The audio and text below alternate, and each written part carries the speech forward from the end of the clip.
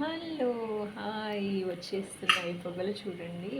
వేడిగా కార్న్ రై అంటే బిర్యానీ అంటే మామూలుగా వెజ్ బిర్యానీ చేసినట్టు, ఇదైతే కార్న్ వేసుకొని కొంచెం కొత్తిమీర పేస్ట్ వేసి చేసినట్టు సూపర్ టేస్ట్గా ఉంటుందండి. మరి స్వీట్ కార్న్ దొరికే టైంలో మీరు కూడా ఇలానే చేసుకుంటారా? నేనైతే మామూలుగా మన బాస్మతి రైస్ అయితే ఎప్పుడు యూజ్ చేయను, ఎందుకంటే నేను బిర్యానీ కొంచెం ఎక్కువగానే తింటాను కాబట్టి నాకు ఆ బాస్మతి రైస్ అంటే నచ్చదు. వేడిగా బిర్యానీ అయితే రెడీ అయిపోయింది. ఇంకా నాకైతే ఇప్పుడు తిందామా అన్నట్టే ఉంటుంది. దీనిలోకి చెప్పాను కదా, పన్నీర్ టిక్కీ చేశాను. ఇవైతే నేను ఇంకా తినేస్తాను. ఇప్పుడు ఈ వేడి బిర్యానీ చల్లారకుండా క్లోజ్ చేసి పెడతాను కొద్దిసేపు మీకు చూపించడానికి షార్ట్లో.